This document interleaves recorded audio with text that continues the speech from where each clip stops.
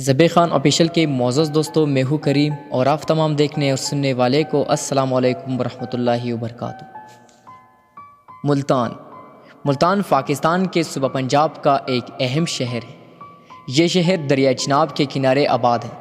آبادی کے لحاظ سے یہ پاکستان کا 5واں بڑا شہر ہے۔ یہاں سرائکی اکثریت میں یہ ڈویژنل ہیڈ کوارٹر ضلع ملتان اور تحصیل ملتان کا صدر مقام بھی ہے۔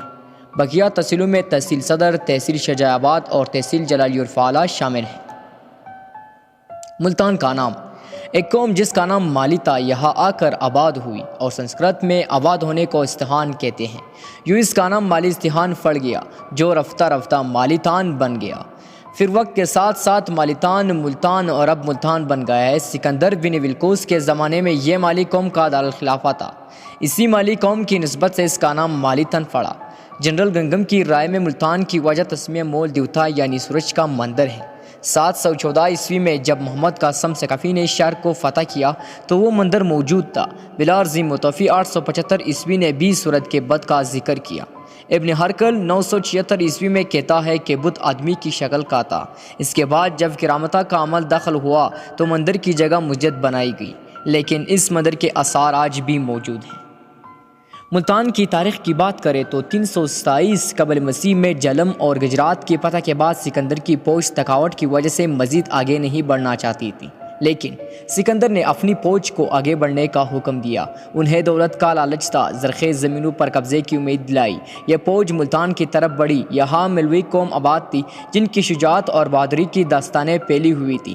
جب سکندری افواج ملتان پر حملہ اور ہوئے تو اس قوم نے ڈٹ کر مقابلہ کیا۔ اس مہم کے دوران سکندر کی کمر میں تیر لگا جو ریڑھ کی ہڈی میں بے وس ہوا۔ حکموں کی کوششوں کے باوجود یہ تیز نہ نکل سکا۔ اس پر انہوں نے تیر کا کچھ حصہ کاٹ دیا تاکہ سکندر جنگ جاری رکھ سکے۔ تاہم کچھ دنوں بعد ملتان فتح ہو گیا۔ یہاں یونانی فوج نے اپنے بادشاہ کے زخمی ہونے کا بھیانک انتقام لیا کہ شہر میں کسی کو زندہ نہ چھوڑا۔ اسلامی تاریخ کی بات کی جائے تو ملتان کو سب سے پہلے 712 عیسوی میں محمد بن قاسم نے فتح کیا اور اسلامی سلطنت نے بنیاد رکھی۔ محمد بن قاسم کے بعد 997 عیسوی میں محمود غزنوی نے ہندوستان کو فتح کرنے کے ساتھ ملتان کو بھی فتح کیا اور اسے اپنی حکومت میں شامل کیا۔ 571 ہجری میں مطابق 1175 عیسوی میں سلطان شہاب الدین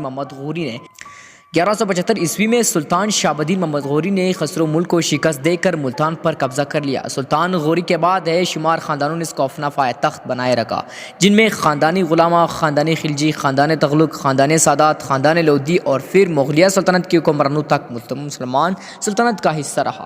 1857 کی جنگ آزادی کے بعد انگریزوں نے ملتان پر مکمل قبضہ کر لیا اور 1947 تک برٹش امپائر کے کنٹرول میں رہا۔ آزادی کے بعد یہ پاکستان کا حصہ بنا۔